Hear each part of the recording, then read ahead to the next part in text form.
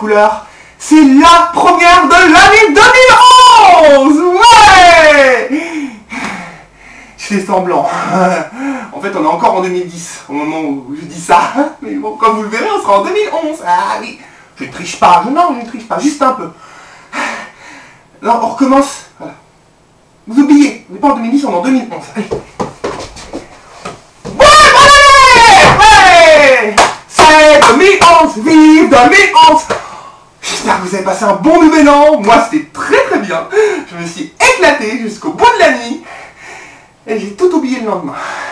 Aujourd'hui, je vous propose de revivre les meilleurs moments de Haute en Couleur. 23 numéros. Vous avez déjà eu le droit à un best-of la semaine dernière. Là, un deuxième volet. Je vous propose de savourer tout cela.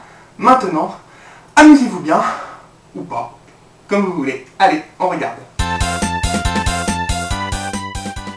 Ouais, salut, c'est Freddy de Paris. Ouais, bah c'était pour dire, je kiffe Haute en Couleur, mais je trouve que ce serait bien mieux si on voyait pas la gueule de l'animateur. Allez, ciao. Voilà pour le répondeur réalité. Et si vous ne me voyez pas, c'est normal. Je suis à l'écoute de mon public. Puisque Freddy trouve que c'est mieux sans me voir, et bien désormais, je reste derrière la caméra. Je me vexe. Oui, voilà. Allez, tout de suite, la phrase people de la semaine. Elle est signée Clara Morgan. Bon, ok, je reviens devant, puisque vous demandez si gentiment. Alors, la phrase people de la semaine est signée Clara Morgan. Elle a déclaré « Le porno, c'était ma crise d'ado ».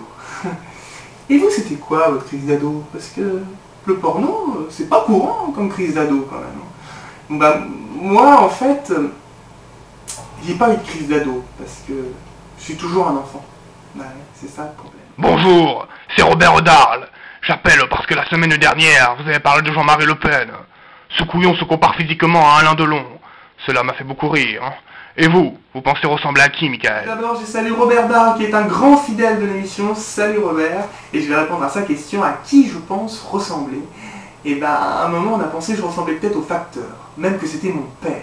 Oh là là, le conflit familial. Mon père était peut-être pas le vrai, c'était peut-être le facteur. Oh, je vous raconte pas. Et puis en regardant de plus près le facteur, on s'est rendu compte qu'il était trop beau pour être mon père. Voilà, ça a réglé bien des conflits, moi je veux le dire. Ah, c'était si je ressemble à une star. Ah oui, bah comme d'hab, vous voyez, je m'éloigne, je raconte ma vie. Ah bah oui, une star, bien sûr. Enrique Iglesias, sans hésiter. Hein. Il a même un peu piqué de mon physique, hein, mais je dis rien. Alors pour ceux qui ne connaissent pas Enrique Iglesias, je vous propose de regarder une photo, et vous allez voir, c'est mon portrait craché. Regardez.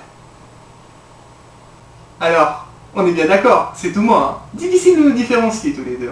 Enfin, il y aurait bien un moyen, mais... Bonjour, c'est Marco. Ça fait longtemps que j'ai pas appelé.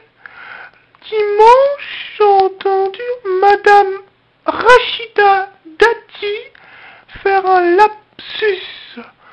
Elle a dit fellation au lieu de inflation. Mais je sais pas ce que c'est une fellation, moi. Difficile de répondre à la question. Hein. C'est un programme tout public hein, que j'anime, attention. Mais je veux bien expliquer ce que c'est l'inflation, par contre. Alors l'inflation, en fait, c'est quand ça augmente. Enfin, remarquez, avec le terme que Rachida Dati a utilisé, ça peut faire augmenter aussi. Hein. Oui, enfin bref, on va pas rentrer dans les détails. Hein. C'est le retour de Pierrot le chanteur. Hélène va faire de la scène avec Dorothée. Hélène, mais si, vous savez, Hélène et les garçons. Et à cette occasion, je reprends une chanson. Attention. Hélène, je m'appelle Hélène, je suis une fille, pas comme les autres. Tous ensemble. Hélène, je m'appelle Hélène, je suis une fille, pas comme les autres. Et on tape dans ses mains, la la la la la la la la la la, la la la la la, la la la la la. Allez, à bientôt. Et depuis quelques temps, je trouve qu'elle est plus belle, ma vie. Comme le feuilleton de France 3, plus belle la vie. Je sais, c'est bon. Il y en a qui vont être devant leur écran là. Oh non, il va pas nous parler de plus belle la vie, de cette merde, de ce déchet télévisuel. Eh Eh ben si, je vous en parle, car comme des millions de téléspectateurs, je regarde chaque soir avec plaisir Plus belle la vie. Rien que le titre donne envie. On se dit qu'on va passer un bon moment dans la joie et la bonne humeur. Il y a quelques jours, le juge Florian Estève s'est fait poignarder avec un tournevis par l'amant de son ex-compagnon, Thomas le barman. Après quelques jours de coma, il est mort d'une crise cardiaque. Plus belle la vie!